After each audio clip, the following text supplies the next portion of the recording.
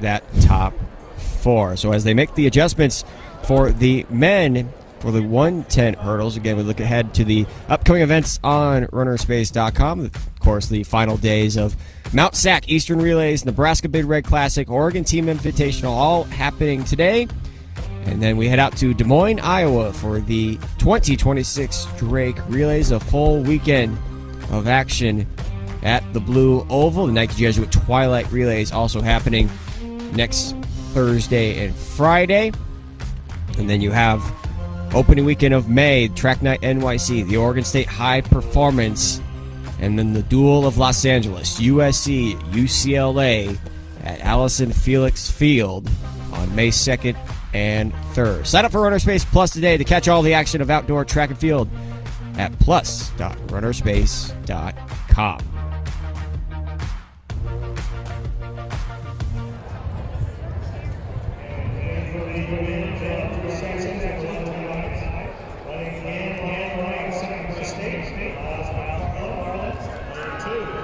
So Hurdle Crew doing quick work, and they've got those 110 hurdles all set and ready to go. As this will be the first of 3 sections of this men's elite 110 hurdles.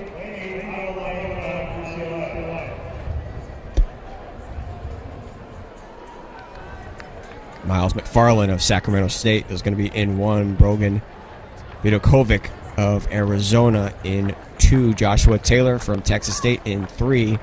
Carl Makusako of Arkansas in 4. Jonathan Biffle of Fresno Pacific in 5. Charlie Staden of UTSA in 6. And then Alec Carr in lane 7.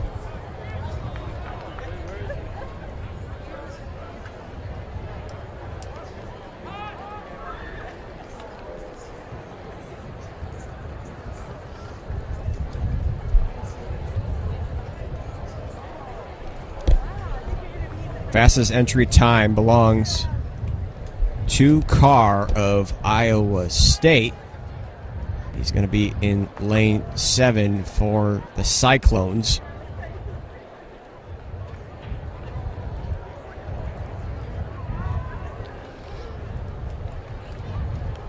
You know, for the men, the wind is really going to play a factor as well because they tend to hit hurdles as well. Doesn't always affect them as much as the women, but if they catch a big wind behind them like a 3.0, we're going to see a lot more hurdles laying on the ground than we typically do for men.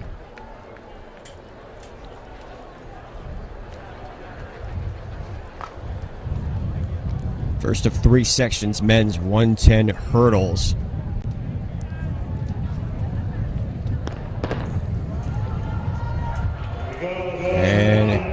And a couple of those first hurdles is Alex Carr of Iowa State, as Sacco now out front and away from everyone else, as he's going to take this one convincingly.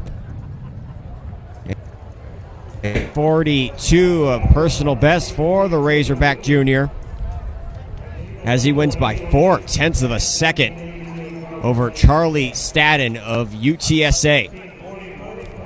That is what you call a shuffle.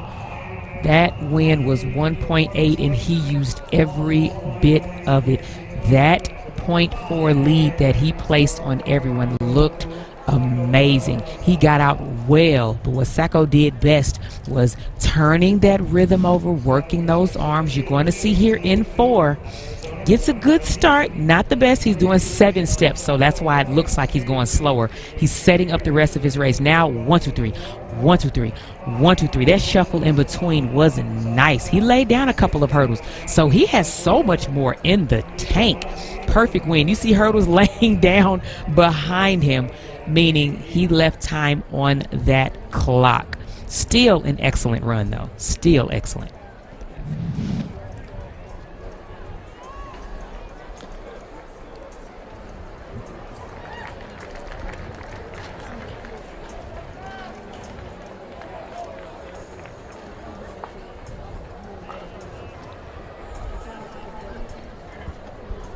Final couple stride throughs for section 2 of this men's 110 hurdles. John Paredes, the former Washington State Cougar, now with Arizona, is going to be in lane 2. Jay Sean Lloyd, Nike Outdoor, I believe, Nationals champion in the 110 hurdles from last year, is going to be in lane 3. Adrian Aguirre of Dominican in 4. Abdul C. Savane of Arkansas in 5. Donovan Bradley of Cal in 6. Nnamdi Owezi in 7. And then Parker Duskin, another one of those athletes that came from Washington State down to Arizona, is going to be on the outside in 8. John Paredes is one of those guys that has, competed at the regional and national level for the Cougs, but has shown a little bit of inconsistency over the last couple of years. I mean, he's got a lifetime best of 13:42, but when he's on, he is really on, though, Don. Yes, he is. 13.4, you are no slouch when you get on that 13.5 barrier. 13.4 is special. He's going to have some company here with Jay Sean Lloyd in lane 3, Sunbelt Indoor Conference champion. As a freshman, he said he's trying to do something special, and so he's trying to keep it rolling from indoors to outdoors, but no one will give him anything. He's going to have to earn it.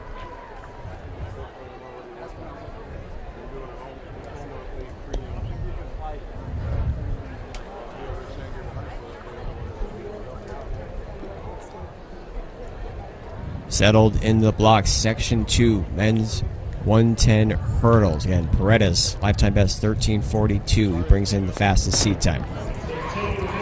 And it's Paredes, the tall figure on the inside in 2, but Jay Sean Lloyd of Texas State, one of the fastest hurdlers in the NCAA, already making up ground. But here comes Arkansas's Savani. Might have been Jay Sean Lloyd, and it is. And he actually matches what was ran in the first section, so they both run 13:42, Don, so they're probably going to have to go down to the thousandths of a second to see who comes out victorious overall. Yes, they are. I ran that race because Jay Sean Lloyd was running start, knows he has company. He lays down 2. He's not that tall of an athlete. He cannot lay down 2, but you're going to see that right there. He hit 8 really bad and almost lost this race. And you're going to see, you see him right here in lane 3. He's going to clip that one. Arms went wild, but he was able to keep that rhythm rolling.